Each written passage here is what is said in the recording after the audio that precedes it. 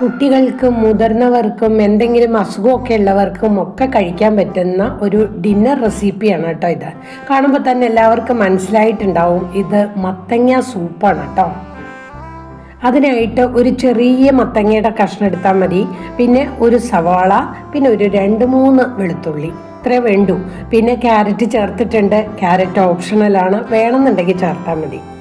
ഞാനൊരു ചെറിയ കുക്കറിലാണ് ഇത് ഉണ്ടാക്കാൻ പോണത്. അതിനായിട്ട് 1 ടേബിൾ സ്പൂൺ ഒലിവ് ഓയിൽ, അതായത് എക്സ്ട്രാ വെർജിൻ ഒലിവ് ഓയിൽ ഒഴിക്കുക. പിന്നെ ഒരു ബേ ലീഫ് ഇടുക. പിന്നെ നമ്മൾ നുറുക്കി വെച്ചിട്ടുള്ള എല്ലാ കഷ്ണങ്ങളും ചേർത്ത് നല്ലോണം വഴറ്റുക. വെളുത്തുള്ളി, സവാള, ക്യാരറ്റ്, പിന്നെ മത്തങ്ങ എല്ലാം കൂടി വഴറ്റി ആവശ്യത്തിന് ഉപ്പും 1 മഗ് വെള്ളവും ഒഴിച്ച് കുക്കർ അടച്ചു വെച്ച് 2-3 വിസിൽ മതി, പെട്ടെന്ന് വേവും. ഒലിവ് ഓയിൽ തന്നെ ചേർക്കണം എന്നൊന്നുമില്ല. 1 ടേബിൾ സ്പൂൺ ബട്ടർ ചേർത്തിട്ടായാലും നമുക്ക് ഇത് ഉണ്ടാക്കിയെടുക്കാം. പക്ഷെ അതിൻ്റെ തനതായ ടേസ്റ്റ് കിട്ടിക്കോട്ടെ എന്ന് വിചാരിച്ചിട്ടാണ് ഒലിവ് ഓയിൽ ചേർത്തത്. അപ്പോൾ കുക്കറിൽ വേവിച്ചെടുത്ത കഷ്ണങ്ങളെല്ലാം കൂടി ഞാൻ മിക്സിയിൽ നല്ലോണം ബ്ലെൻഡ് ചെയ്തെടുത്തു. ഇനി ഇത് വേവിച്ചെടുത്ത കുക്കറിലേക്ക് മാറ്റിയിട്ട് ഇതൊന്ന് തിളപ്പിച്ചെടുത്തു കേട്ടോ.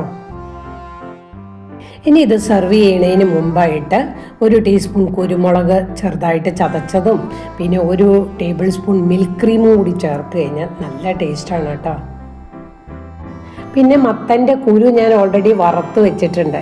അത് ഇതിൽ വെതറിക്കഴിഞ്ഞാൽ നമ്മൾ ഈ സൂപ്പ് കഴിക്കുമ്പോൾ ഉണ്ടല്ലോ നല്ല ക്രഞ്ചി ആയിട്ട് തോന്നും, നല്ല ടേസ്റ്റാണ്. അപ്പം ഞാൻ അതും ചേർക്കാറുണ്ട് ഇതിൽ. എന്ന് വെച്ച് ഇത് മസ്റ്റൊന്നും അല്ല കേട്ടോ, ഓപ്ഷണലാണ്, വേണമെങ്കിൽ മതി. ഇനി ഇതിൽ ചെറുതായിട്ട് അരിഞ്ഞ മല്ലിയിലയും കൂടി ചേർത്ത് നമുക്ക് ഇത് ഉപയോഗിക്കാം കേട്ടോ. ഇനി മല്ലിയിലയുടെ ഫ്ലേവർ കൂടുതൽ ഇഷ്ടമുള്ളവർക്ക് ഈ മത്തങ്ങയൊക്കെ അരയ്ക്കണ കൂട്ടത്തിൽ 2 മല്ലിയിലയും കൂടി ചേർത്ത് അരച്ചെടുക്കാം കേട്ടോ. അപ്പം ഞാൻ മുമ്പ് പറഞ്ഞ പോലെ കുട്ടികൾക്കും മുതിർന്നവർക്കും എന്തെങ്കിലും അസുഖമുള്ളവർക്കും ഒക്കെ ഉപയോഗിക്കാൻ പറ്റുന്ന ഒരു ഡിന്നർ റെസിപ്പിയാണ്. അപ്പോൾ എല്ലാവരും ഉണ്ടാക്കി നോക്കൂ കേട്ടോ.